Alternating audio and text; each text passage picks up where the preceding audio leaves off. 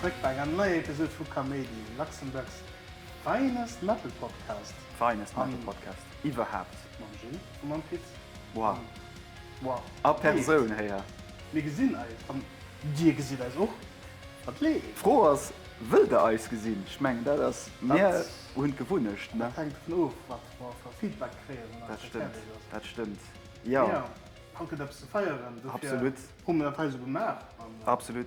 Was lebt? Was lebt? Ma 100 Jahre Kameidi. Schön wäre. Also ähnlich. 100. Episode Kameidi. 100. Episode. Und da haben wir uns gedacht, komm, wir sind courageous und wir weisen uns der Welt. Face Reveal. Face Reveal. Und da haben wir gedacht, wir machen ein Video. Und wir nach am Vierfeld hatten wir ja als großer Fanclub von über 10 Millionen Followers gefragt. Schickt uns Froen ran, machen wir ein Q&A Video. Und dafür sind wir heute hier. Ja, wir gucken ein paar Froen und die gehen wir heute ein bisschen schon am Detail. Kann ich schon am Vierfeld sagen, die eng mehr relevant Punkt der Musik wie die anderen. Wir mögen das, nee, komm, wir müssen sie bald all machen. Wir müssen alles machen. Dann gucken wir mal, wie weit wir kommen. Absolut. Und, ja. Ich meine, können die schon mal einfach rückblicken. 3 Jahre schon, 100 Episoden. Das waren nicht 48 Stunden. Ja, nonstop, ja. Nonstop gebraddelt. An allen Formen, an Versionen. Und wir sind nach Hause. Und wir sind nach Hause. Wer hat das gelöscht? Nee. Sind wir mal ehrlich? Nee, Nee. wir gedacht, okay, wir machen das. Du willst vielleicht ein paar Minuten und dauern überhaupt. Ja, der Feedback ist schon krass gehen und die Leute wollen irgendwie nach immer von uns etwas hören. Apparemment. Und wenn das halt klappt, will ich nicht zu viel versprechen. Ne? Vielleicht gesagt ihnen sich da mehr oft. Kann ich mal ab und zu für so etwas Extravagantes gemacht gebe ich so. Ja, die nächste geht dabei so der 500. Episode, dass wir 10 Jahre Zeit haben. Aber gut, du bist du in der Asien nach. Bist du in der Asien nach. Es war für alle 3 interessant. Ich ging definitiv so eine erfolgreiche Stadt für uns alle. Ja, für alles Standard, gell? Ja, für alles nicht anders nicht. Ja. Und Punkt Froen noch vielleicht kurz anzublenden. Wir haben noch ganz viel international Antworten gekriegt. Dafür wird man die Episode hier wahrscheinlich 90% Lützburg machen und dann aber die Froen, wo als International Kollegen als gefragt wird man dann auf Englisch machen. Yes. Für jeden ein bisschen etwas zurückzugehen. Genau. Und ich brenne ein Stück Kaffee. Ich meine, das. Ich habe schon getrunken. Und buy some merch, guys. Mit Mühe kein Tassen. Der steht da hinten. Ja, das steht schon feiert. Das ist alles okay. Aber ja, wir haben auch eine wunderbare Küche, die zwar ein bisschen verblendet ist. Eine Schmunzelkiste, wo all als Froen dran sind. Und willst du sie abmachen?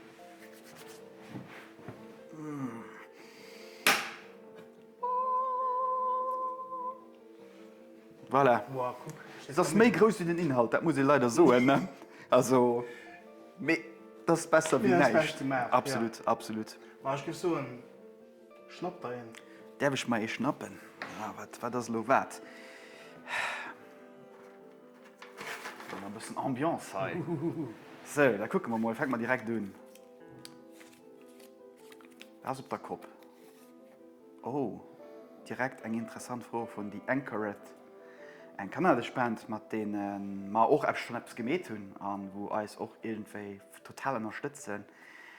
That's why I'm going to switch to English straight away for the first question. So anyhow, thanks again for the Anchoret for sending us in some questions and let's go. So his question, first one is maybe a byproduct of the pandemic, but I feel like labels are starting to make more chances with experimental music, in metal but also in pop. Do you feel that the future of music is all about genre bending or a return to sources? That's an interesting one. That's quite an interesting question, yeah. Because in my opinion, and I agree with what he suggests, is especially in metal you can see more and more different instruments that you would not have recognized like 10 or 15 years before. Different instruments, different genres bringing together. Yeah, just everything blending in. And but yeah, I feel in general if it's metal or pop or any kind of music, I think the boundaries that are pretty much gone by Yeah, now. there are no, yeah, sure. There are no So, boundaries. so I at least hope that this will continue because it opens up another door towards, again, different kinds of genres, different kinds of mixtures and whatever. So I was always a big fan of bringing different kinds Yeah. of music, different genres together and creating something new. And yeah, I mean, I hope that the future will bring I that stuff. 100% agree. I think we especially can see it for our genre because we like metal. Obviously, that's why we're here. Yeah, but also other But kinds of also music, other yeah. things. So, but in metal, especially in progressive music, you can definitely see it. So, let's continue, I guess. Next. Okay, let's go.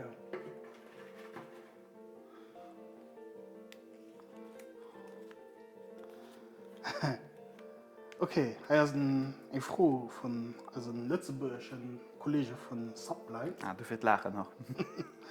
Relativ kurz, froh, aber ein gut. Der coolsten Interview bislo war mit... Fragezeichen. Sie sind alle cool gewirrscht, Die meine waren alle interessant, ja. Aber hast du so Favorit gewirrscht? Gehabt, So- zum Beispiel? Ich ging natürlich schon direkt Subline zu, und dann lang, weil sie es vorgestellt haben. Ne? Aber Das Interview mit Supply war cool. war definitiv cool. Aber es war, ich will auch nicht, dass der mehr war, nicht falsch verstehen. Der mehr als für allem, ich meine, weil alle Interviews sich so, ich will nicht so gleich, aber das alles gesagt besonders. Vielleicht, aber ja, ich gesagt, in der Schäd. Ja. Ich meine, lo die letzten, wo wir lo hatten, oder zumindest zu dem Zeitpunkt, wo wir das Teil machen, den mit Hexin, da habe ich gemeint, ich müsste mal ein Boxpiece Geld für lachen. Aber einfach just mit den Outtakes, will verstehen. Gell? Ja. Das war ziemlich cool und das hat auch die ganze Atmosphäre ein bisschen abgelockert.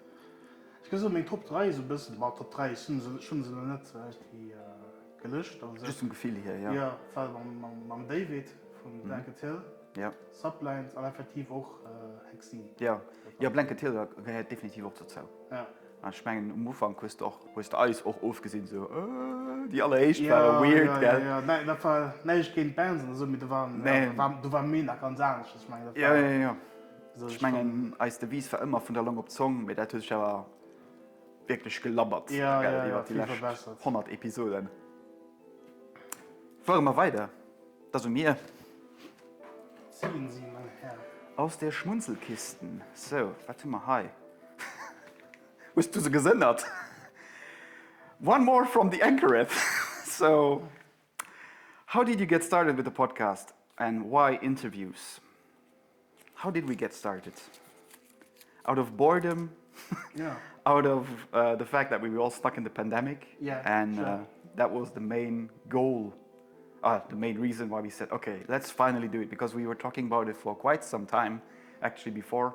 We weren't sure if it would be a music podcast or video game or Yeah. like kind of, but then pandemic hit and we were just like, anyway, we can't do anything else, so might as well do that. And also we didn't saw us at the moment Yeah. because of the pandemic. Yeah. And then we decided to do video calls and stuff like that. And because we like to talk about music and other stuff, Yeah. why not share it with other people? Yeah, I mean, this was always a non-profit idea of us because we thought, we still think and totally agree that the Luxembourgish scene is something to be proud of, and we wanted to share something, and then we Yeah. just elaborated in such a way that we decided to do. And also bring our knowledge Yeah, to other people. yes, because we know a lot of things.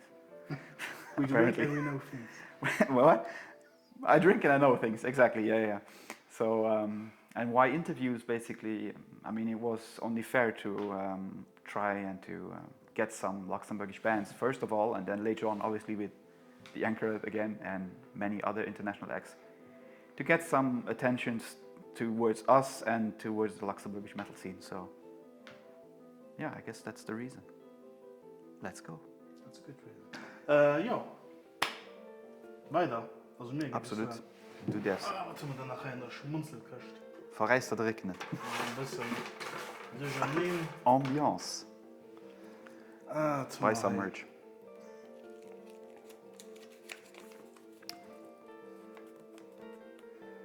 Here's another question in English from the band Revengist. Okay. Is there a metal scene in local bands from Luxembourg? If yes, in which venues do they usually perform? Honestly, when I saw the question, I was like, duh, guys. Obviously there is. Otherwise, Yeah, sure. we would not be know here. about it, yeah, but other countries, maybe they're not. That's true. We don't know about... They don't even know Luxembourg. That's pretty fair. So, yeah, we definitely have a scene. Absolutely, yeah. Quite strong one, and it's growing constantly and quite vigorously. So, and where do they play? Well, mostly in Luxembourg, to be fair. Some have one or the other chance to get out of the country and perform in Germany or Belgium, but not like enormous tour. At least I don't know of. Well, actually, we could just mention that, like Blanket Hill, another hardcore band from Luxembourg, they performed in Japan, which is quite a bit. Scout also, yeah, true. Also, yeah. So that's quite a big thing. And mostly it's in our neighbor countries, Germany, Belgium, France. Yeah. We are quite well located for those three countries to interact in terms of. So. Yeah, and here in our country we have. Yeah, there's some few bigger venues, more smaller ones. When we started to listen to metal, it was mostly in cafes and stuff where they would play their concerts. At least those really underground bands. So yeah. Those have a few small festivals. True. Small ones, but still organized by the whole scene. Yeah. Let's say the whole scene is quite supportive towards each other, and it's quite like a big family. Yeah, 100%. So yeah, I guess we continue in this mess. If I'm going to pull another question of the anchoret, I'm going to be... Oh, no, it's not. Machen wir drin mal Blitze bei euch. Okay. Also, Subline. Subline von Wissen. Lebe am Kaff schiffen oder auf der Schaff kiffen? Ja, da geht schon mal um die von Philosophie, wie so an der. Also ich meine, das ist nicht, was sie hier geschickt hat, nicht purer philosophischer Fehler entspricht. Gut froh, ich gebe so ein Wicke, dass es ja von illegal aus auf der Schaff zu kiffen. Das möchte ich einfach nicht geil. Das ist nicht legal und dafür möchte ich. Droge sich schlecht. Gut, nicht so viel. Ich fühle mich auch gerade mega schlecht, weil ich einen dicken Flasch Champus nach Stunden und gell. Droge sich schlecht, wie Alkohol ist top, gell. Nee, ja, Schaffkiffen das nicht gut. Kaff schiffen, man meint auch schon gemäht. Ja, das haben wir Menschen auch schon. Also, gebe ich auch wiederholen. Von daher, alles gut. Okay, dann fahren wir durch. Ich gebe so schon mal ein bisschen großen Zetteln ein. Okay, we have another one in English from Adriana. Can one like metal and electronic music? I think the only real answer is you can like anything. Exactly. I think we are the best examples. We like I guess music. so. I adore electronic music, whatever it's, I don't know, IDM or synthwave or whatever. Or even minimal techno, stuff like that. I would absolutely adore electronic music. Yeah. I mean, there's no boundaries. I think music in general, if it's metal, yes, there are so many metal genres. There are so many electronic genres, jazz genres, classical genres. So, honestly, the more you listen to, I think the more brighter your horizon can be, and your appreciation towards different kinds of music. Yeah. So, listen to anything, my dear. Not only metal, even if we love metal. Metal is still king, though. Still, yeah. Still king. So let's go. I'll pick a bigger one then. It's my handwriting, so good luck with that. So, one from Sean, my brother-in-law, who is also a fellow fan of the podcast. As a music nerd, how often do you have music playing in your head? Can you repeat that? As a music nerd, how often do you have music playing in your head? All the time, I would say. Mostly. Very often, at least. Most of the time. Most of the time. Yeah. I mean, for me, there's no particular reason why not to have something playing in the back of your head or in your mind. There's always either one song or Like my wife and I, we like to howl at each other like dogs. I don't know why though, but not in any sexual way. I have to be very precise though. But yeah, there's always like this notion of sound coming in, and also again music. So all the time, bro. Even right now, I have to use music in the head, which Sing, in the car. sing, So, sing it. no, it was indeed it was electronic music. Ah, okay. So you can't. No, it was more More chill. Yeah. Okay. Anyway, yes, we do. Absolutely. Okay, let's go on. What do we have here? Another one in English from Chacha. Is there a band that you have discovered because of working for Kaméidi that otherwise you wouldn't have discovered? I would say yes. I couldn't necessarily definitely. name specifically. There are too many, I think. Because we also did a lot of research because of the podcast, and because of that research, we learned a lot about a lot of bands. And I'm sure there are like several bands or even genres that we were like, oh, Yeah, even genres. this this is new. So yeah, we are still open-minded and a lot of newcomers. newcomers. Yeah, even in the time that we did this, those 3 years, there was like really this uprise even in Luxembourg. There are so many new bands now that I was like, oh, I haven't heard of them. Crazy. It's really crazy. It's really like a golden age again for good locally produced metal music. Yeah, you can say that. Yeah. Okay. Let's continue with this mess. And then I think it's time to open a bottle of champagne, I guess. Huh? At thirsty. 10 in the morning. Okay. Don't tell it, huh? Letzte Boyschrem.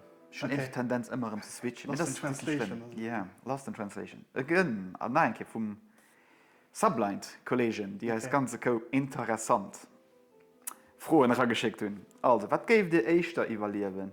Mam Lemmy, also Lemmy Kim, der flascheweise Whisky knuppen, oder Bayer set Wettsaufe gegen den Tom Angel Ripper? Ich meine, das ist einfach so, dass man, egal wie wir stieren. Ja, ich kenne beide Personen. Ich habe beide Personen ein Interview gesehen und ich kann so beides als nicht zu evaluieren. Nee. Wenn ich etwas Mist machen, Ich ging wahrscheinlich Bayer so. ja, weil Whisky zerstört ich aber ein bisschen ziemlich schnell und der Lemmy, den hat das wirklich so... Wasser. Ja. Wasser vom Leben. Ich habe einen tollen Menschen, der wird das alle Verstehe, ja, nee. Ich gebe dann echt das noch machen. Stell mir auch vor, dass beim Bayer, also einfach das so, du gehst davon aus, oh, ich kann aber ein bisschen mehr wie just ein paar Bayer trinken. Das ist dann noch richtig. Ja, Mehr Whisky, was wenn du das nicht, soll mal ein Liter bei ihnen trinkst, innerhalb Lemmy von... hat doch immer cooler Whisky getrunken. Ja, das stimmt auch. Aber das aber knüpft aber. Ja, das hat, schon gell. gut. Du gingst 1 Liter Whisky wirklich innerhalb von einer Viertelstunde probieren. Das geht drauf. Aber du weißt, dass den Hummer, der könnte so schnell, du hast dich knapp umgedreht, aber dann ist du Boden zu kreischen. Ja. Nee, das ist manchmal safe zu sagen, dass man, egal wie wir den Löffel los. Ja. Dann lassen wir da doch lieber sehen. Okay, so let's move on. What do we have here? Yeah, here's a question from the Scottish band Hand of Cailleach. Absolutely. We have massively struggled to keep up with the sheer volume of high-quality releases that come out every week. How do you guys even begin to work out which one to listen to, let alone review? We don't. We don't. It's that easy. We don't have the time. It's just random. I think we have these great occasional finds that we find. Definitely not all of them, especially this year, as you said, was crazily in releases. Sometimes so many. Even a year or years later, you discover something that you thought, why didn't I find this earlier? Yeah, exactly. So yeah, we tried to keep up, obviously, but I think it's not possible. It's not possible. Yeah. At least we try. We try. So we do our best. We do our best, for sure.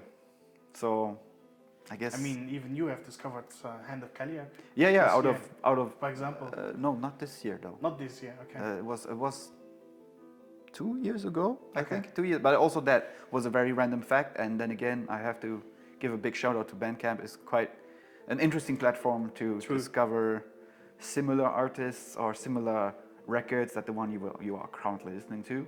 So yeah, so that's the reason why I fell upon Hand of Kelleg, and thanks again to Sophie and John for everything until now. They were quite supportive, and we had some written interviews. Maybe more will come in the near future, who knows? So yeah, stay tuned. Anyway. Hey, I think it's time to drink something. What do you think? I think it is overdue. So let's go. In any case. Ja, also das ist noch ein bisschen frei, aber wir machen das einfach just so für den Show-Effekt und Ah bon? das alkoholfreie. Ja, so nett. Ich probiere kein Kaméidi zu machen. An hört Ja. gesund. Vertrauter Sound. Vertraute Sound. Gefeierliche Sound für Gut, einen anderen. komm, stell dir mal ein rüber. So, mon chéri. Ein bisschen Schluppi. Hm? Vas-y. Ich fang mal raisonnabel an. Ich meine, das ist schon mal nicht schlecht für uns stoßen. Hä? So, du schützt nicht. Aber es ist ganz Elektronik, dass alles direkt ausgeht. Mal gestorben. Ah nein, das ist ein typisch Pit-Krankheit. Okay. Was ist der Rest? So ist das für dich? Also, nee, dann Moment. Ich ging so ob Eis. Ob Eis, ob Kaméidi, ob iech. Ja, und wir merci, weil Merci. ohne iech wären wir wahrscheinlich auch nicht hier. Ne? Genau. Für allem noch so 2, 3 Zuhörer. 1000. Ja, wir sind da pur. Sind da mittlerweile pur. Merci, nicht Was man alle nicht geduld hätte noch. Ne? Voilà. Oh. Anders. Den, Seeslich, aber. ja, das ist gefährlich. Das, Wie gesagt, Champ ist am Morgen vertreibt, kann man sorgen. das ist keine Schwammenprobleme. Wir wissen das alle gut. Ne? Mehr. Ich ging so, ne? Wie machst du das? Und dir? Ich meine, das mir. Na, ich verstehe, Es sind da noch ein raus. paar.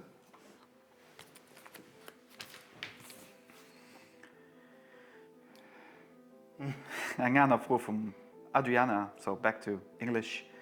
Do all rock fans play the guitar? I do not. Oh yeah, it's true actually. We have the best example here. So I do not. I think that's a cliche terms of, and I know it's the easiest accessible instrument because it's maybe one of the cheapest ones to start with. I mean, I have one at my home. Even sometimes I play something I know, but I would definitely not describe myself as a musician. So I it's just think for fun. yeah. For me, it's just for fun. I think anyone who wants to start or play music in terms of rock or metal is the easiest to access is probably the guitar. So I mean, yeah, for me it was the same story. Actually. Yeah, it's one of the main instruments you hear. Yeah, and, it's like a symbol kind of for metal music. Yeah. You don't think of the bass, you don't think of the drums, even though the drums take At up the such beginning, a no. First thing you see is yeah, you see the guy shredding away. Maybe and, also the vocalist, but as an instrument, Yeah. the guitar is also a symbol for rock and roll. And, yeah, it's a depiction music. for the Yeah. genre, the whole thing. So, yeah, But not everybody plays it. that's true. Okay, let's move on. Let's Bei go. Firo kommen und die Kurs.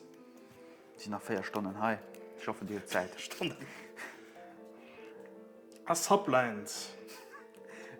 Viel froher Fuß ableiten. Ja, das ist mein philosophisch froh. Ah, okay. Was gibt der echter Essen? Pizza Hawaii oder Spaghetti mit Ketchup?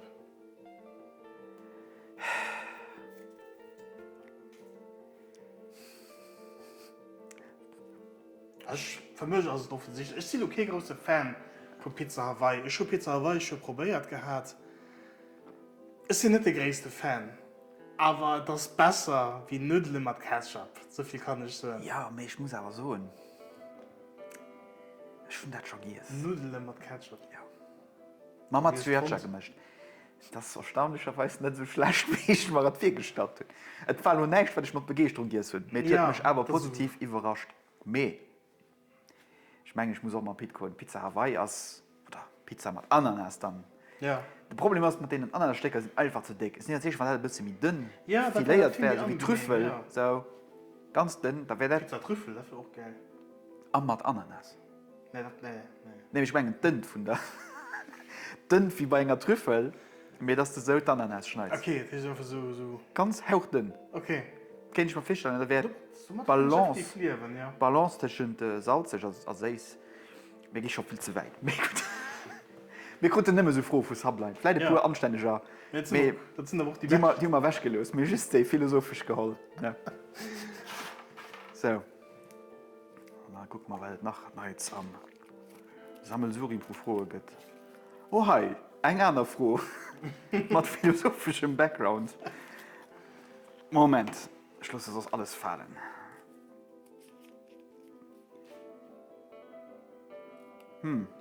Schon gefühlt, dass wir das just hatten. Hä? Was ist schlimmer? Pizza mit Ananas oder geschnittene Spaghetti mit Ketchup? War das dieselbe? Wieso uns steht zweimal? Weird. Mit geschnittenen Spaghetti, das ist nicht schlimm, was ich sagen. Ja, also wenn ich mich, ja. Geschnittene Spaghetti oder Pizza. So knacken, dann müsste es dann fast oder so. Ja, da lebt eiskalte Regen oder so. Nein, gut froh, hi. Oh, eine interessante Frage, anderem für Subline. Welche Band von Gilles findet Pete am besten und am schlechtesten an ihm gedreht? Ein gut froh. Eine gute Frage, aber ich meine, wie so schon oft gesagt, das nicht mal super schlecht fanden. Ja, also keine Band von dir, wo ich gesagt die ist scheiß. Weil ich aber immer echt wie alle Bands als Musiker zumindest respektieren. Ja. Ich habe gesagt, ich habe einen gedacht, mit dem ich nicht eins kenne, dass den reiner gedingelt so. Reiner Landvermann. Ja, das ist schon bizarr. Das ist dann der Ex-Sänger von Bethlehem, den hat er in der Solo-Projekt. Den das auch ziemlich schwer. Das glaube ich dann auch nicht oft. Ja. Das ist so weird, das war echt geil. Das ist so experimentell, sagt man eins so gerne. Ja. Ja, und der Besten, ja. Wie du gesagt hast, ist auch schon. Ja, mit denen als ein großes Leben von einer Band. Ja. Das ist definitiv nicht Oblivious Caris. Ja. Ein Open vom Woche zwischen uns. Ja. Winter ist er noch? No comment. Interessant, dass viel geschieht.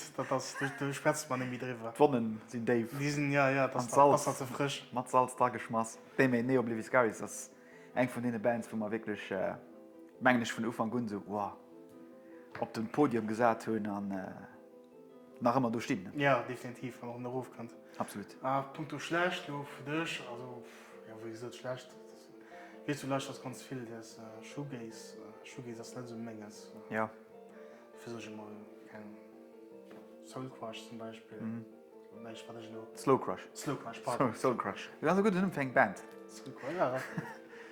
Ja, wie gesagt, schlecht fand man nicht. Ja, ja, das alles am A von einem Musiker betrachten. Möchte das als einen Grund, ob es gut ist für die eine Person oder nicht, das muss die Person dezidieren. Ja, ich sehe eben Sachen, die man lauschen und Sachen, die man nicht lauschen. Ja. Ich respektiere alle Band als Musiker. Absolut. Und du machst So alles. Also, das ist auch eine Idee. Cheers. Wunderbar, so. Aber weiter. Immer das ist mein größten Ziel. Mittlerweile ist mir das gut, dass die Küche nicht ganz gefällt. Also, es ist immer effektiv eine ganze Woche. Nach this question from your... Ja, was ist das? Alles okay. So. Gut, dass die Küche nicht so bombardiert, dass man es froh ist. Weil das wäre mal eine Zeit schon. Also, ja, Gott sei Dank. Here's another question from your brother-in-law, Sean. The man. How much do soundtracks of movies/video games influence the music genres that you listen to? I mean, I wouldn't say a lot, but there's definitely some parallels, at least for some of my favorite genres, like everything that is kind of symphonic and stuff, or Neoblivious Caris, in fact, has a violin. That's like, anyway, so there's a violin, which is obviously a classical instrument, and I feel it's easier to appreciate these kind of music if you can listen to music soundtracks or video games. So I don't know. It's I wouldn't say it means the world to me, but there are some parallels there. Yeah, sure. I really love soundtracks, whether it's movies or video games. For example, one of my favorite soundtracks of all time is from the movie Taxi Driver. It has these jazzy vibes, this dark neo-noir movie style music. And from video games, I'm a big fan of the Japanese composer Akira Yamaoka, who has created the soundtracks for the Silent Hill games. It's kind of a electronic, Ambient kind of thing. industrial, but also trip-hop style of music. It's absolutely love it. And yeah, it's also influenced other musics that I listen to. Yeah, I guess so. I think it's safe to say that this world, and I think we said it before, in one of our episodes, we actually talked about video game topics in metal music and vice versa, and the influence of each other's music also on the metal scene. So Yeah, I think they intervene, crisscross randomly, and which is a good thing. you can say that, yeah. Okay, my turn. My turn. Oh, an interesting one from the Anchoret. What are the albums that made you enjoy metal? Made you enjoy metal? Yes. Ah, I think for you, honestly, I know I mean, from my perspective, but I think that could be one of the records. X and Fairies. that's definitely one of the first extreme metal albums I Yeah. listened to, yeah. For me, Metallica, Ride the Lightning, I think was one of the first that I listened to, and I was like, wow, what is this? This is absolutely insane. Lars Ulrich is the best drummer, at least back then. Yeah, Not necessarily now, but not even in Metallica. he's not the best drummer in Metallica. No, that's a myth. So, yeah. I also have to say Korn, maybe, at least for that moment of the time. I don't really listen to Korn today, but had a big influence on me. Yeah, you could even say Linkin Park, because that was like I mean, not necessarily for us, but I mean for many people. That Yeah, was for many people, maybe of the course, gateway, yeah, or yeah, new metal was sure. the gateway towards At least for other our things. generation. Yeah. I mean, millennials. Yeah. Yeah. No, we don't talk about them here. Okay. We are. Yeah, we are. But yeah, some We are the older extent. generation of millennials. The better The better generation. one, yeah, exactly. Okay, Okay, next. surprise me, my friend. Surprise, motherfucker. Cheers to that. Oh, here we have. Gewoon Plitzebusch. Hier mal ein Froh von einem Kollegen, dem Metal Inspector. Den!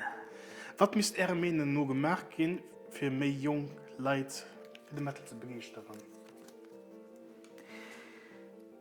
Vieles. Vieles. Eng Metal-Entdeckung für sich selber, meine ich, ist eine ziemlich persönliche Sache. Ja, je früher du iedereen als anders rauskommt, auch an Musik. Ja. Ich gehe so, dass den sogenannten Modern Metal heute das möchte, Bands wie Spiritbox und Architects und Sleep Token zum Beispiel. Ja. Ja. Das ist ein ganz gutes Ding, für ranzukommen an den Metal, weil die auch so ein bisschen moderne Pop mit modernem Metal irgendwie vermischen.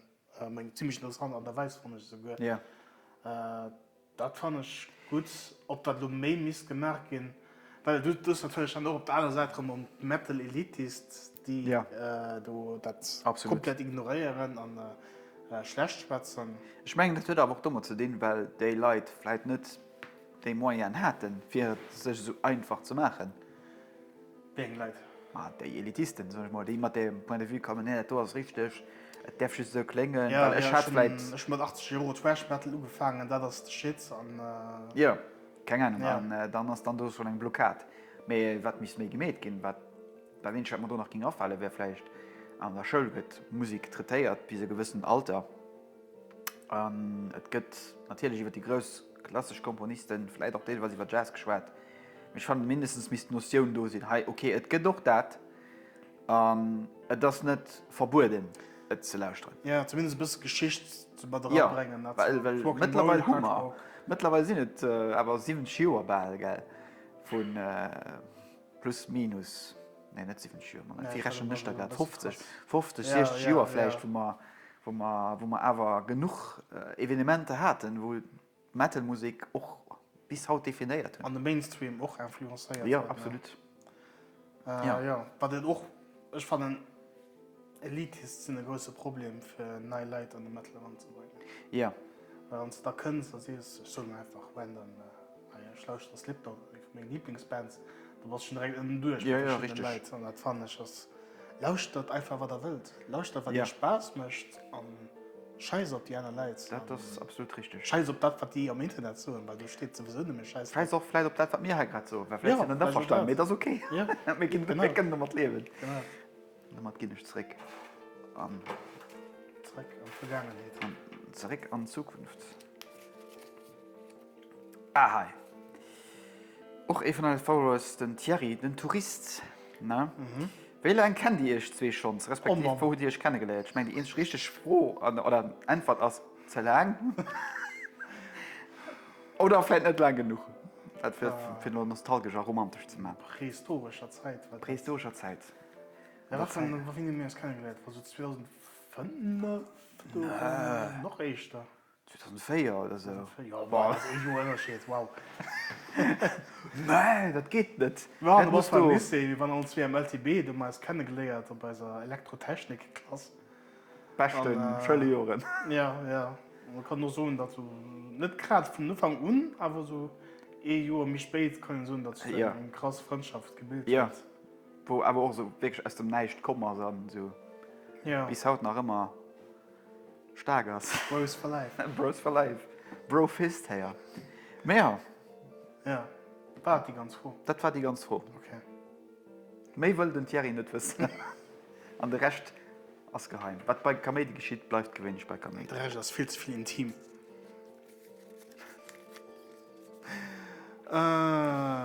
Froh vom Rick von Blanket Hill. Den. Was denkt ihr, wie sich die Lokalszene in den nächsten Jahren wird entwickeln? Over the top.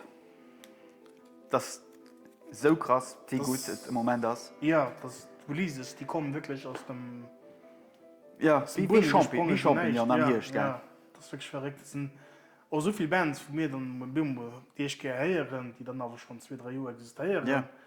Und das ist Wahnsinn. Da ist auch ganz viel Kreatives dabei, ja Gutes dabei. Ja. Und ich denke, dass, also weil Lützburg so weiter möchten, ich meine, die Leute wirken momentan wirklich immens motiviert. Dass die Leute so dabei bleiben, das geht gut. Das ist genug Material da auch für eben dann noch neu, die neue Generation zu unzulackeln, und vielleicht dann noch Ja. zu weisen, voilà, wir haben etwas zu bieten. Ich meine, Blanket Hill allein, als Blanket Hill sind lo schon andere Bands, oder irgendwie all sind Bands into Wine, so Das sowieso, Fusion Bomb, das sehen, Blanket Hill, die neue Band, die du abkönnt, das ist wahrscheinlich schon dabei sind, oder hun etwas dabei sind, von der Teil rauskennt. Sharpshooter, wo den David von Blanket Hill Gitarre spielt, und der Rick eben gerade growlt oder singt, ich weiß noch nicht genau, was zu machen, aber das Kreativität das explodieren, und ich hoffe, dass das so weitergeht. Ich hoffe noch, dass das beibehalten wird, weil das ist genial. Das ist genial zu sehen, Ja. so Wursten zu gesehen und ich bin noch ein bisschen stolz drauf. Ja, Also, vielleicht du mehr du auch als ein Teil, ja, das will ich beigedrohen. nicht schreiben, aber kann sein. Ja. was will man von ihr wissen? Ja, gut. Aber weiter, dass wir fertig gehen, hi. Wieso nicht nur 3 kleine Schnipseln? Mehr klein ist nicht Kann gegangen. man schlecht. Okay. Another one in English from our friends from Austria, Hills Like White Lions. But then again, he's asking for, or they are asking for, our favorite movie. Our favorite movie. Or, I mean, we don't have necessarily one. I have 10 different. There are too many. I think we need one special episode only talking about movies then.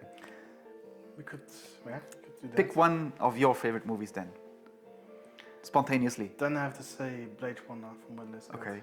I'm going with Princess Mononoke simply because I'm craving that movie again and I want to watch it again. An choice. animated movie though, but Yeah, still still. a damn It's a good movie. Masterpiece. Hayao Miyazaki for life. Absolutely. Even though if you want to stay for life, but okay. Okay. You know what? I'll grab one immediately to spare our camera some breathing time. Another one from the Anchorets. Are you planning to bring the podcast to a video format? Why and why not? Guess what's happening here. You see, So- yeah. It's our first try, and if the people are liking it, why not? Yeah, I mean, I can simply say that sitting here, it feels quite natural doing this. Yeah, yeah. It doesn't feel like estranged. The only thing I'm worried about is editing. Yeah. That's a different story, yeah. though. But yeah, we'll see. I mean, we are open-minded, I think, if we are keeping this, I wouldn't say as a regular thing, but as an occasional thing for sure. For sometimes, yeah. And because we like to know what you guys think of us. And I got a lot of comments, actually, that people have issues listening to a podcast and watching something. Some people like it, some others don't. They like just listening to it, not necessarily watching it. So yeah, I'm different. Sometimes I like more seeing what I'm listening to. yeah, I get it. I mean, for me, it's both, honestly. Depends, yeah. I can't listen to our episodes anymore. At least not the first one. Yeah, the first one was so horrible. weird. So it's like, how are you doing today? And stuff like that. So it's pretty really cringe. pretty cringe, yeah.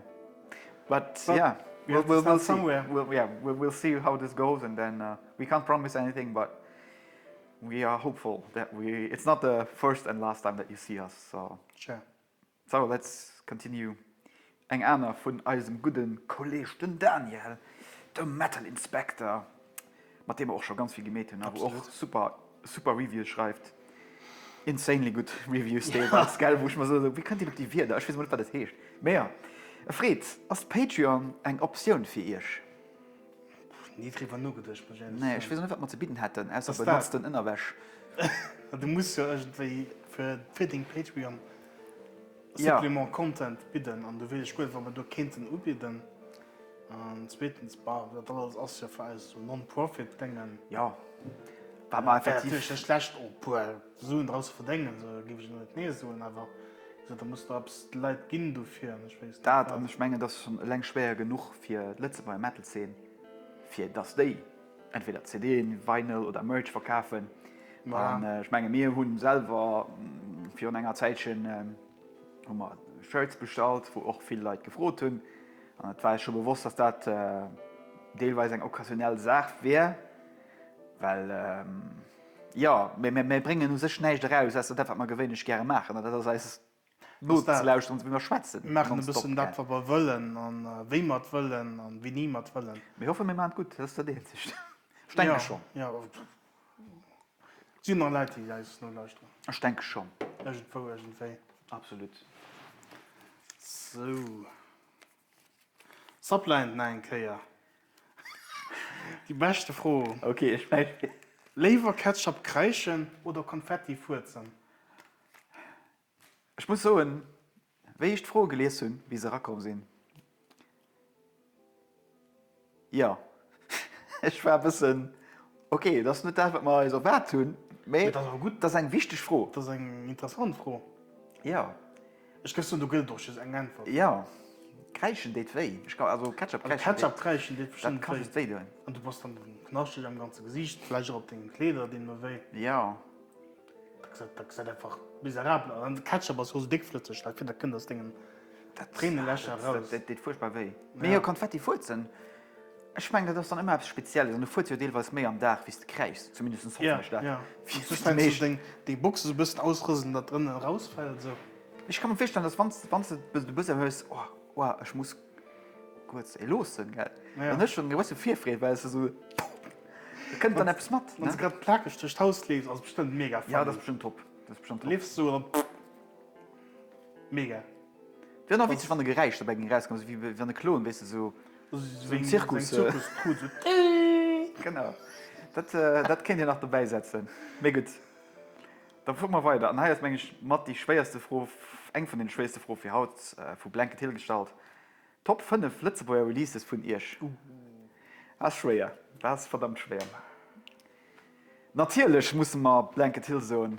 The Courage of Hopelessness muss man nennen. Das ist ein Top-Album.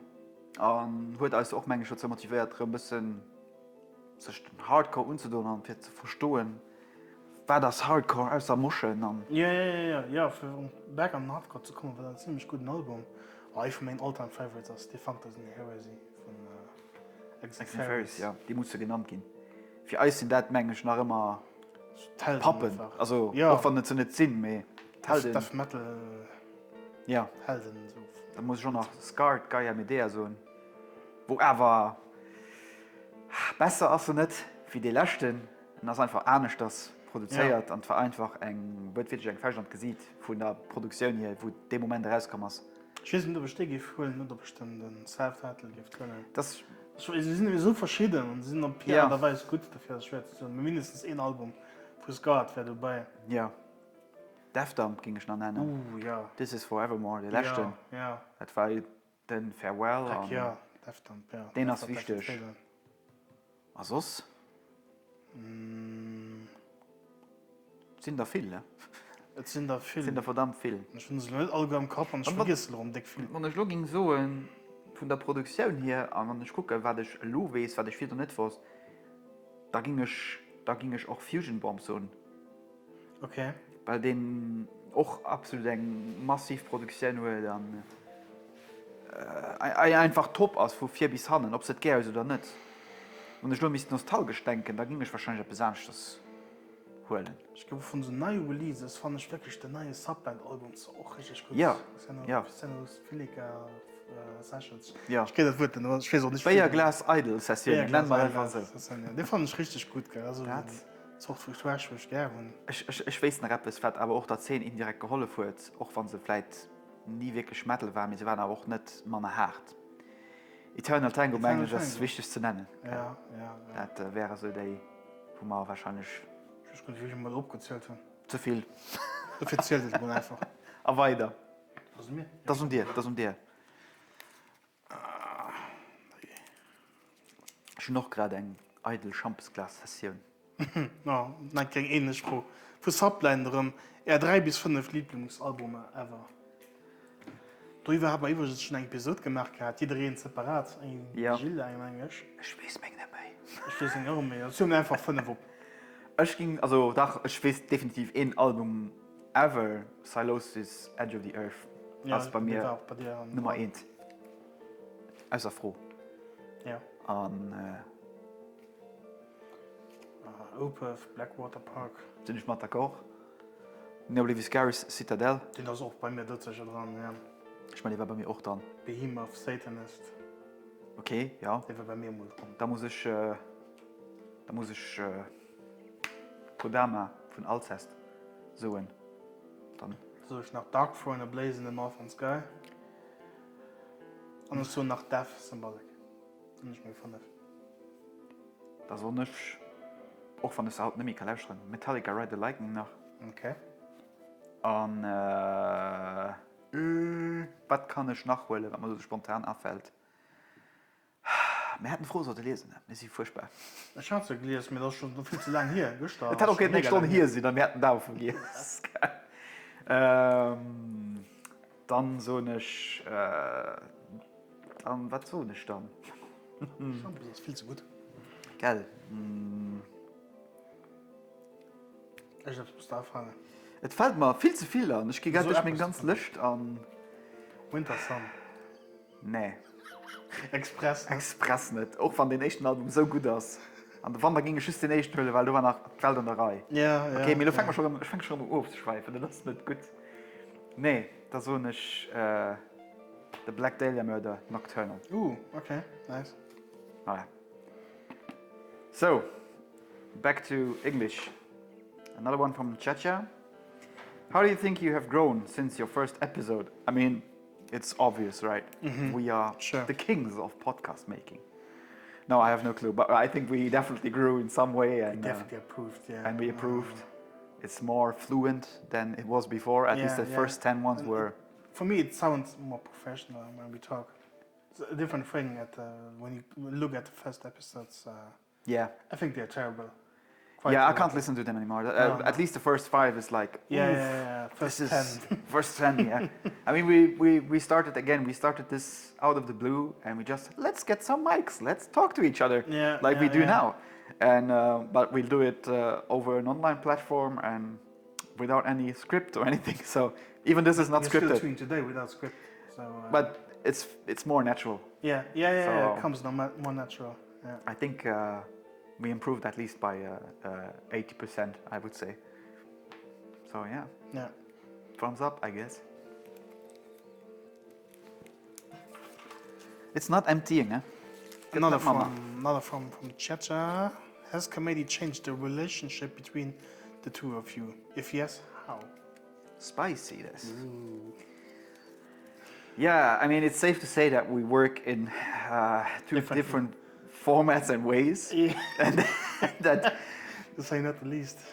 I think we discovered that some forms of communication and some forms of working at least on a free basis like this can create some tension. That we had some issues at the beginning. I don't know. I think it was 2001, yeah, it was when we I don't started. remember, yeah. But we had some issues which are now pretty okay. I think. Yeah. I think. Are you okay? No, I think we're good. We just we came to a conclusion that okay, I work my way. Pitt has his style, which is obviously we are not the same person, but we try to focus on the results. So even if we work two different ways, and I think the result is what counts. So we try to focus on the result, not necessarily how we're working, or how we are working towards a release or a post or whatever. So I think we are cool. Yeah. So all good, It works. I guess. And then one more from Hand of Kaliak. It seems like extreme metal is in the middle of a golden age, with a quantity of quality releases coming out every week. Would you agree or disagree? 100% agree. Yeah, I think we already had. It was a similar question. Yeah, similar question like that. And the sheer amount of releases this year is insane. I think the year before was not less. yeah, But it's getting more and more. Every country has like an outburst of well-produced, first of all, and an overwhelming amount of variety of metal music coming out. and it's true. I also see it more in extreme metal than. Yeah. I mean, I have no clue what's going on in the pop world, to be fair, Yeah, because it's not my sure. thing. But I think metal is more and more present in the media, even though if it's not a media accessible to everyone. But there's definitely an It has a improvement place in there. pop culture, you could say. Yeah. So I think we would strongly agree that we are living in a golden age now, which is a good thing. And Some people wouldn't agree, I think also. 100%. But we think what so. do they know? What do they know? Yeah.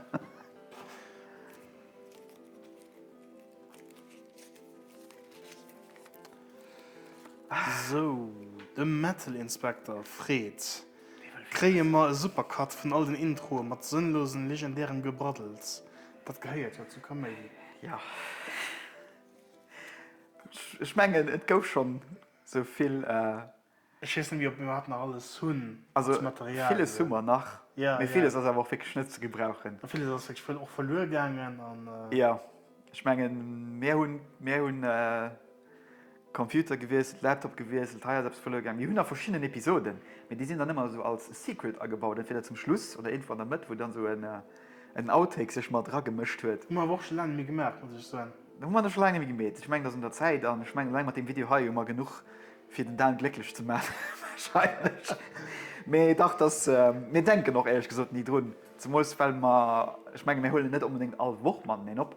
Aber wenn wir abholen, dann sind wir aber fokussiert an. Am Anfang war es mehr, aber dann kommen wir an den Blödsinn und so, und dann schwätzen wir dann seriös. Wir sind ein bisschen, wir machen es immer, es gehört zu Eis, ich meine. Ja. Das heißt, Art so zu sind, wie wir sind, aber wir sind aber auch ein bisschen mehr, so mal, seriös gehen, holen nicht mehr ich. Gealtert wie gute Wein. Ja. Nicht gealtert wie Milch, das ist nicht so gut. Nee, das ist nicht so gut. Ranzig Milch, das ist nicht für mich. Ja, wir hoffen, dass wir dann können mit vieles iPhone. Kann ich vielleicht so YouTube-Short machen mit Outtakes. Ja, das ist die Idee. Wie gesagt, Editing-wise, das wäre dann Sauerei gehen. Aber das sehen wir dann. Ich meine, das ist noch nicht so weit. Nachts sind wir froh. Wir wissen wieso. Ja. So, gehen wir weiter. Oh, hi. Für zu Office, wenn morgen ein Froh für Subblind. Ihre peinlichste Lieblingssong? Das ist eine Sache. Mir ist nicht wirklich etwas peinlich von all den Sachen. Als du letzter DJ Ötzi gesagt hast, dann hätte ich gesagt, dass du 100% mal da verstanden. Ja, da wäre ich auch verstanden. Aber ich hasse DJs. Ja. Ich meine, ganz viel. Après-Ski-Musik, das ist manchmal schon mal als Einsinn. Ja, es sind offen für alle Genres. Mir alles, was so Deutsch, Deutsch Ballermann, Schlagermusik, Après-Ski-Musik aus, das Ja, das ist ganz mal ein No-Go. furchtbar. Ja, das Das ist ein ganz No-Go. schlimm. Dann sind ich bereit, nicht auf den Ofen zu gehen. Egal, aber wenn du gegen den Ofen organisieren, so, da ging ich mal einen Gaffel los, so, den man schon Haut und Gewicht Krebs oder so. raustrüppeln und Ja. in meinem Kopf Nee, aufkommen. das geht nicht. Aber ja, was wäre für dich so ein Peinlichste Lieblingssong. Dann ging ich carrément so in verschiedene Lieder von Adele, wo du natürlich keine schlechte Sängerin hast. Ich meine, mein absoluter peinlichste Lieblingssong, das wäre dann, ja, just weil ich, ja schon DJ Ötzi gesagt, mir das ist nicht gut. Nee. Das ist einfach nicht gut. Peinlichste Lieblingssong, so ein einfach Eiffel 65, Blue. Barbie Girl von Aqua. Wäre ein gut, wäre definitiv da. Muss man vielleicht auch, ich meine, wir haben genug am Idee gesammelt, für neue Episoden zu machen, ne? So. Ja.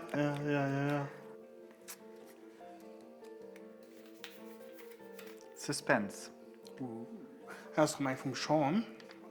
Choose one piece of music that describes you as a person. Schwierig. What do you think? Any kind of music, I think, can describe us. Yeah. Because we listen to everything. But, wow. It's very difficult to pick one track, one song. I think you are more the sinister guy. I'm more like the, I wouldn't say happy guy, because definitely not. Yeah, you're more on the dreamy fantasy. Yeah. And I'm more on the... Depressive, I'm going to kill myself. Eternal darkness. Eternal darkness. Prince of darkness. Who needs Ozzy Osbourne if he's there, right? No, I think for me personally, I would probably choose something from Devin Townsend. Maybe even from the record Empath.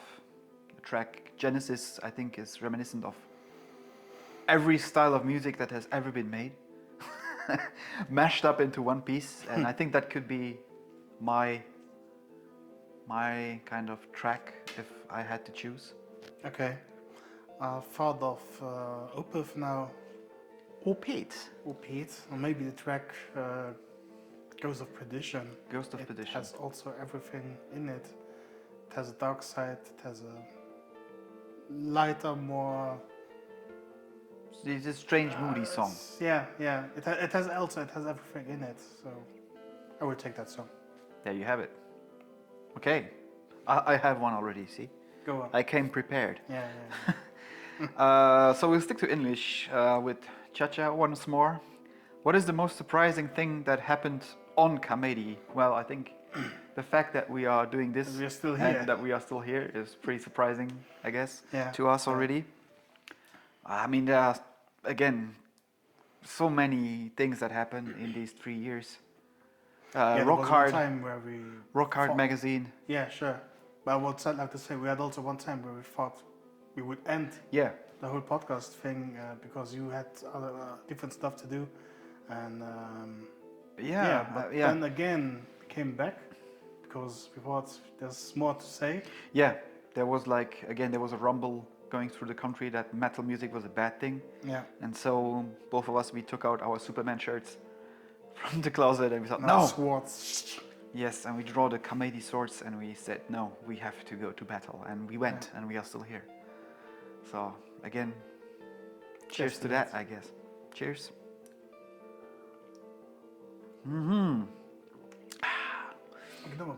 Yeah, dangerously though. Okay. Oh, Subland again. Schon Den echte Metal-Shirt, den der iech gekauft hat, wo? Das weiß ich noch. Ich weiß dass ich nicht kaufen, weil es nicht mehr so war. Ja, das ist ein kleiner Baby. Vielleicht nicht gerade. Definitiv ein Spaß, ja. Für an einem Wort zu nennen. Spanien, Costa Brava, meine ich. Iron Maiden Shirt, aber selbst so gefakten Iron Maiden Shirt. Ja, bei Markt kaufen. Ja, von einem Schwarzen, der hallo, weißt du, so. Wanna buy sunglasses, wanna buy shirts, so was ist natürlich Stil. Und, ich war froh, das war mein erstes Metal-Shirt. Obwohl ich da Maiden nach Kunden gelöscht habe, ich wusste aber, wen es war. Voilà. Ja. Für dich? Ich weiß wirklich nicht mehr genau. Ich weiß auch nicht wo oder wie. Ich denke, es muss entweder zu Korn, das von Deftones gewesen. Das waren so die echt Metal-Bands. Wie du hast du schon die Wanner-Shirts, aber wenn wir von Metal schwätzen, es gibt so Korn oder Deftones. Ja. Ich meine, die einzige Plätze, wo du da doch groß Hai war am CD-Boutique beim Palais. An der Placebo. Waren die einzige Geschäfte, wo du mal heinst oder etwas von hast, was unnährungsweis und. Ich meine, Schatz aus EMP, wo ich drüber nur denke. Das war so cool. Ja, gell? Krass. Mama bezahlt hat. Shoutout. Na gut. Dann gehen wir weiter. Pleasing. Pleasing will wissen, favorite drei non-metal Albums. Hey, gut, mein Freund. Das ist schwer. The Doors, Debütalbum von The Doors. Self-titled.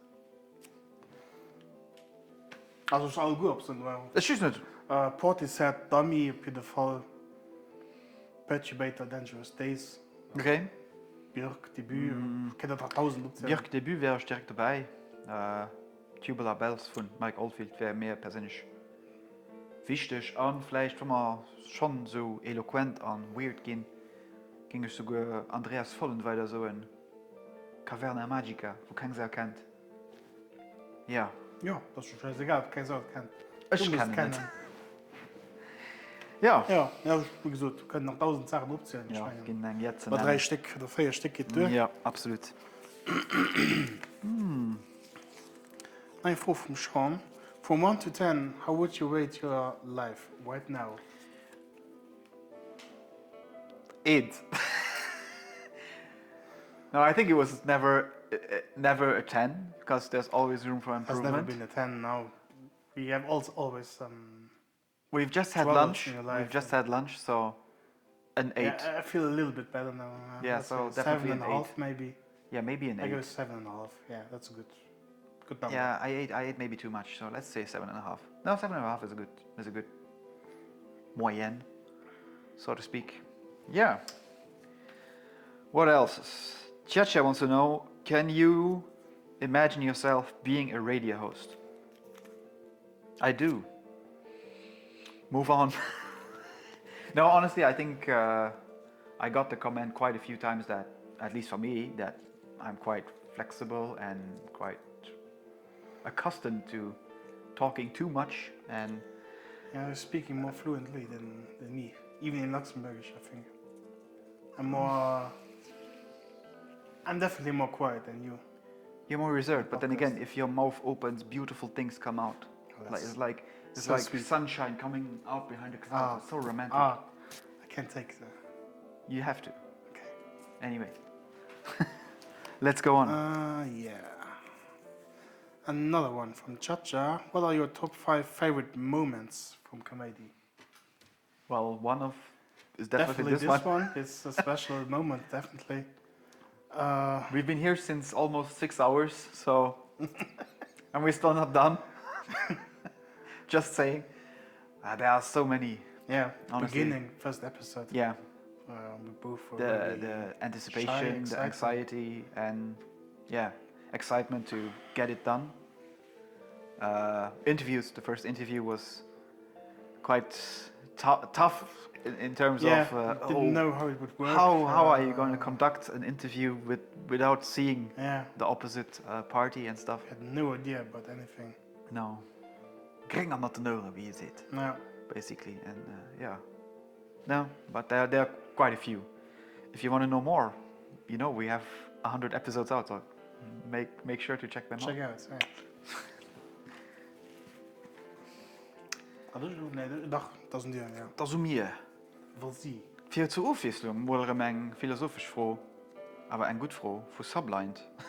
Wann der eng Eigenschaft a Punkt der Musik vom anderen Kind beigewannen, wat wir dat? Goed voor. Op deze neig Bessoen. Ja, ich habe Geblockt. Kabel zurecht gemacht. Eigenschaft. Punkto allem schafft er Bauch. Schafft er Mein Bauch. Mein Indisch Essen seht grad, no my friend, you have eaten way too much. Geh op Toilette. Nach net. Okay. Das ist okay. Ich kann, bei dir denke ich mal, du bist in den Schier lassen. Ja, stimmt, aber du musst sehen, den immens viel Lauster geht links und rechts und immens viel Plätze, wo ich vielleicht nicht unbedingt gehen wollen. Das wird ihr schafft, wo ich nicht tun. Ja, es sind effektiv ein bisschen mehr unkonzentriert, also nicht unkonzentriert, mehr ich kann mich nicht von etwas, was dem Moment besser klingt oder mir interessant auflenken lassen, dass ich vielleicht andere Stücke Musik nicht richtig kann appräcieren, für das. Du bist du nicht den so, wie auch an den Videospieler so. Okay, das Spiel dauert gefühlt 8 Stunden. Ich darf nicht nur fertig abhalten. Ich muss spielen, bis ich alles entdeckt habe. Ja, Das bei der Musik bisschen, ja. Das bei der Musik manchmal bei dir nicht viel ernst das irgendwie. Teil vom Album auf, also verschiedene Alben, Ja. ich studiere mich natürlich von oben bis unten, von links bis rechts. Ja. Mega gut.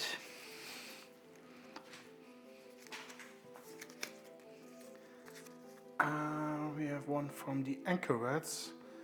Are you a musician yourself? What is your fondest memory playing music? So, no, I'm not. I'm not a musician. You're not. I wouldn't describe myself as a musician, at least.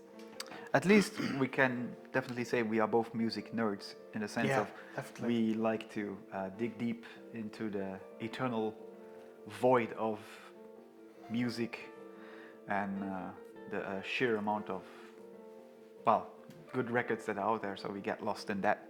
Me, myself, I would not consider myself a live musician. I play music, I try to record music.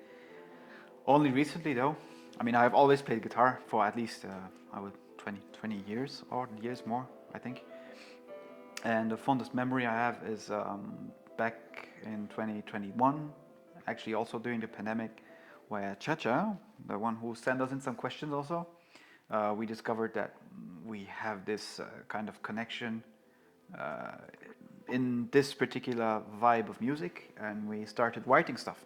So, and I remember like just being like confident enough to say, yes, I can write a piece of music and I can actually work on a piece and not just play along to songs what I usually did, and still do it. I like to do it, don't get me wrong, but really the fondest memory is like being aware that, oh, I actually have stuff to say, even though if I don't sing, but it's just an instrumental piece, but it feels still amazing.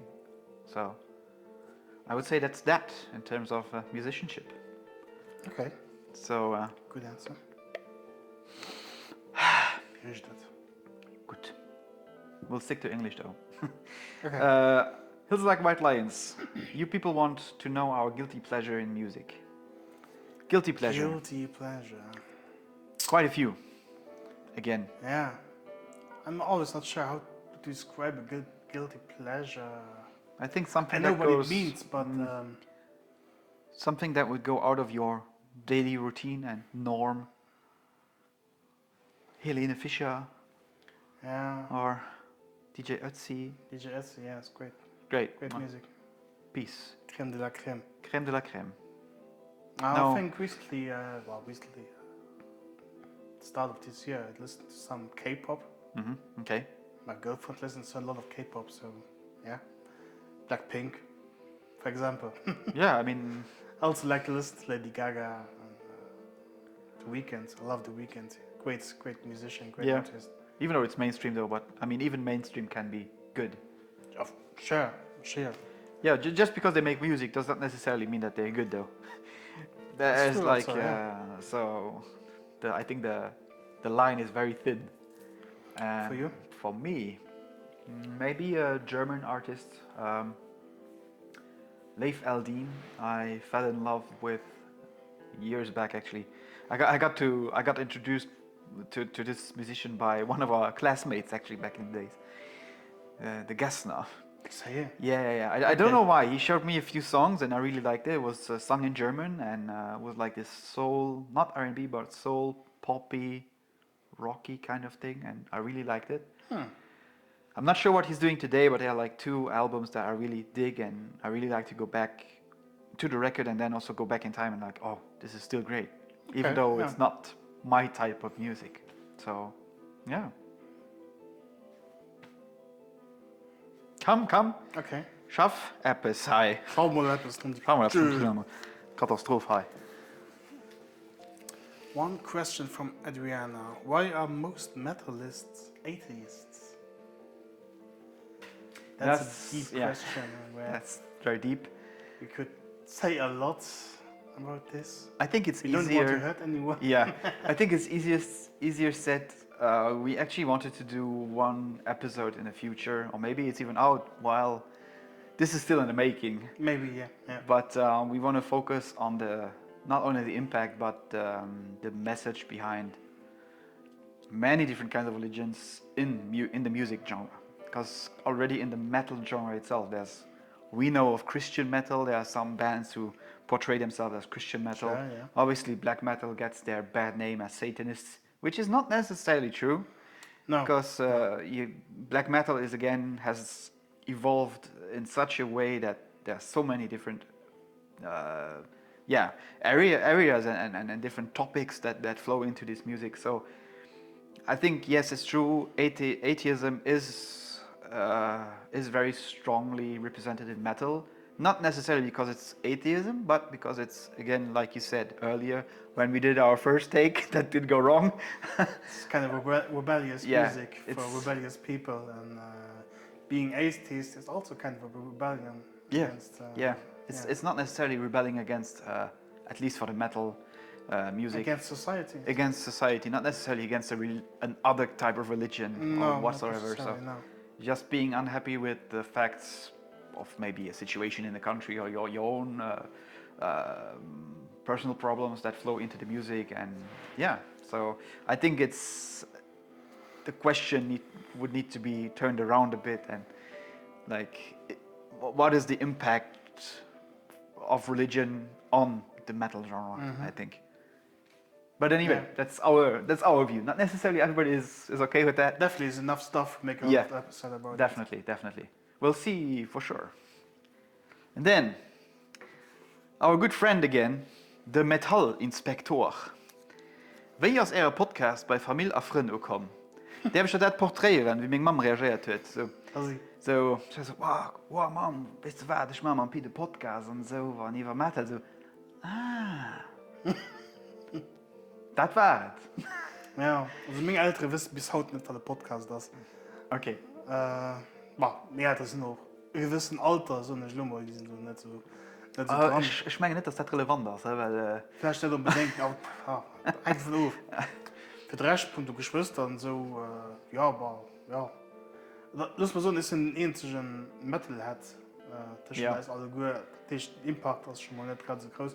Fand natürlich cool, also ich konnte natürlich auch positive Feedback ein bisschen. Das cool fand ich überhaupt, so was man. Ja, ich meine mehr, also das auch nicht, dass man dumm hat. Oh, das hätte ich nicht von dir gedacht. Prinzipiell war es einfach, möchte ihr schon etwas für Zeit, um zu kriegen. Hätte ich nicht von dir gedacht, wie kannst du so schön sein? Ja, zum Beispiel, der Dienst, was ich noch weiß, dass meine Mama effektiv die allererste Episode gelauscht hat. Also so, ja, das fand ich gut, was du musst. Also Rezent hatte ich dann gefragt, lauscht du überhaupt noch? Nee, ich habe keine Zeit mehr. Die sind alle zwei pensioniert. Sind wir nicht, hast keine Zeit. Ja, wie gut. Weißt du, wenn, egal wen du hast, wenn du, keine Ahnung, du zum Beispiel, wenn du siehst, ich mache einen Podcast über Wassermelonen. Du warst mein bester Kollege, aber ich gebe das nicht alle Episoden für lauschen. Nee, das stimmt. Das stimmt schon. Wenn du kein Metal-Szenen drauf hast, dann kann ich auch verstehen. Wo aber wahrscheinlich auch Reflexionen bei dir kommen, war ich beginne bei RTL oder wir gehen mit Rockhard. Essentiell. Ja, das war dann schon so das sind als Medaillen, so man soll die mal gerne präsentieren. Auch bei der Familie, bei den Freunden. Das ist halt immer mittlerweile witzig, dass schon ein Klischee gibt. Bei mir in der Familie, egal auf was für eine Feier oder so du gehst. So, und wie ist das mit dem lebt das da immer? Mit dem Kaméidi Podcast-Dingen da? Was macht ihr überhaupt? Also ich habe das schon 20 Mal gesagt, aber ja. So viel dazu. Das sind dir, ne? Ich meine, das sind mir. Schon vor dem Fall. Definitiv zu viel Champers trinken ist nicht gut. Der schlechteste Konzert, den der live gesehen hat. Live gesehen hat, ich kann mich schwätzen. Für Sublined, okay. Eigentlich schwer. Was definiert schlecht? Ich meine, das ist doch Das das. ist echt eine gute Frage, ja. Ich habe noch nie ein Konzert gesehen gehabt, wo ich muss sagen, furchtbar Soundqualität, furchtbar ein Auftritt im Allgemeinen. So. Ich meine, die Location ist ganz oft schuld. Ja. Sound Engineering kann auch ganz viel verkacken. Gell? Bei mir persönlich müsste es effektiv den im Summerblast sein. Am Tunnel da. Den anderen, ja. Ja, das war nicht gut. Das war wirklich nicht gut. Das Ja, war da auch haben zu sie viel. auch Over Snack vergessen gespielt gehabt. Das war auch, die hatten auch keinen guten Sound gehabt. Ja, für einen anderen Day. Das war ja, ich meine, eng von den ersten und letzten Kerren, wo wir so live gesehen haben. Also, ja, Rest in Peace, nicht vergessen. Aber, ja, so richtig schlecht. Kann ich just nach den Hai am Dorf erinnern. Wo die Eis allen zwei, meiner Frau, mir so schlecht ging. Ja, das war schon so, ja. Dass wir rausgegangen sind. Ich nenne die Band doch nicht, ich weiß auch nicht mehr genau, wen alles da gespielt hat, aber es war einfach zu hart.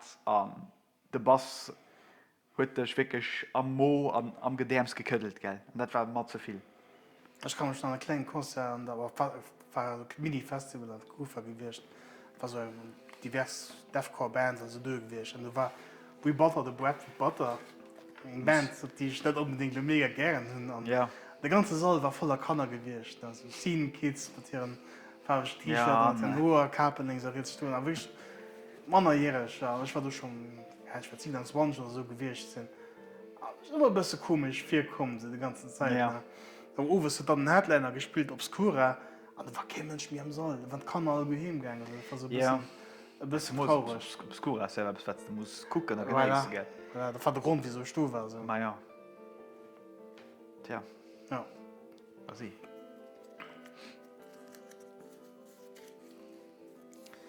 Cha-cha again. What are the things you would like to improve on for the podcast? Improvement. Well, improvement can be in many things.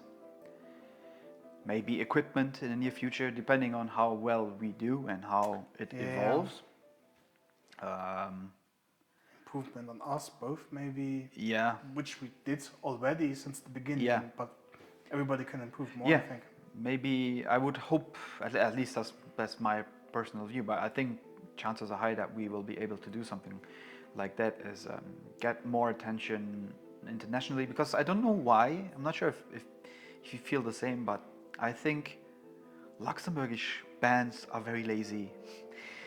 You know, we give them the possibility to basically talk on a free range without any, any rules or anything. And still we have to run after them most of the time. Like, oh, come on, you please come. We do something, we can do an interview, I don't know what. It's like, something oh, is no. exhausting, yeah. It's, I think that is still an issue, and that needs improvement in general, is the fact that we stick together maybe, but we don't support each other on a social media basis, and also not on a virtual and media basis. I think that's still a thing that we need to cover a bit more. Funnily enough, all those international acts, even those that send us in some questions and stuff, they are so responsive and so overwhelmed that we want to do something with them. And I'm like, dude, do you know who we are? We are like nothing compared to you guys and your scene. So that still strikes me every time. I don't get it though, but That's true. maybe that's a message for you Luxembourgish bands out there. Get in touch, okay? And we will get back to you as soon as possible. And I think that's why we're here, right? It's called Luxembourg's Finest Metal Podcast. So, Still, yeah. So, I think this is the second last. And then we are done. Hills Like White Lions. Weirdest music you ever listened to? Rainer Landfer, man. Exactly. That's one of the strangest things I've listened to. I really can't think of anything else that broke me in terms of, this is like very dark and ominous theatrical ambience with a lot of pain, Yeah. to say the least. No one screams better than him. No, it's not even screaming. I think he's in pain. He's like in literal pain. Could be, yeah. Like, yeah. and Yeah, he was former singer of Bethlehem. Bethlehem, and, yeah, now he has a solo project, and it's really fucked up. it's really it's messed super up. weird. I don't say it's bad, but Tactical, it's definitely weird. proggy, it's absolute madness. I think before that, before you showed me that, we Mr. had Bungle. Mr. Bungle, Yeah. Fantomas also is kind of Yeah, weird. yeah, everything Mike Patton has done. Yeah. And Psyopus, Psyopus, yeah. I think Insects, is it that song? From the record, Insects. That's like also, that was at that That's point was crazy like, song, this yeah. is, Chocolate Chain. yeah. that yeah, especially that one. That was like super weird, and but again, it shaped us in many ways to open up even more towards different other kinds of styles music. also, yeah. So yeah, it had an impact, to say the least. Okay, last one. We did it. 17 hours later, and still here. The Anchorets. What's your Desert Island album? We also made an episode about it. Yeah, because I asked him the question, what are your records that you would bring to a deserted island? So, what is yours? I think it's a good question. Changes from time to time. It's true. It's really, it's a mood changer. Like Yeah. So, But I always think Opeth has to be with me on a desert island. for me, it would be probably again one of the older runs from Silosis, or I think I speak for both of us here. Yeah, previous car. Yes, we take one Citadel. Citadel. In that case, you take Citadel, and I would take probably Exul. I think it grows. The more you listen to it, it really grows a lot. And sure. and yeah, so that concludes. Dat mischt dann do alles, was ze so hun. Voilà. Als der Schmunzelköcht, kann man so einen Zoo machen, ha? Bis die nächste Kehr. Bei der Schmunzelköcht. Dann wie gesagt, 100 Episode. 100. Episode. Geile Scheiß. War voll. Hoffen wir die 100 nächst. Ja, Hoffen, die sind auch mit dabei. mir gehen alles mehr. Allem. Dann, was sieht denn alles auf YouTube so? Ab Südtube. Südtirol-Tube. Subscribe the channel, smash the like button, Ja. ring Social the bell Media, for notifications. Social Media, Instagram, YouTube, Genau. Facebook, Check das überall an. Anchor FM, Spotify, Bandcamp sogar. Ich weiß nicht, wir haben auch für Shirts. Wir haben auch Shirts. Just für zu so. Stimmt, ja. Wir haben Shirts. True. Und wir schaffen weiterhin ganz viel drin für ihr, ganz viel Plaisir zu machen. Alles möchtet jiddefalls Plaisir. Absolut. Also Madame nicht so, aber das ist nicht unser Problem. Gehen wir mal einfach so. Iedereen hat einen Preis zu bezahlen, wenn man denkt, zu sind. Ja, als je de fetig stehen muss angehen. Also fetig als den da. Für viele. Für vielen. Und ich ging so immer gepackt für heute noch vielen probieren. Und Hoffen, das klappt, Leo. komm, stößen ein bisschen. Letzte Shots und dann Hier sind dich. hier sind Hier sind wir. ich. Merci für das Gucken und für die Leistung. Bis geschwind, hi. Bei Kaméidi.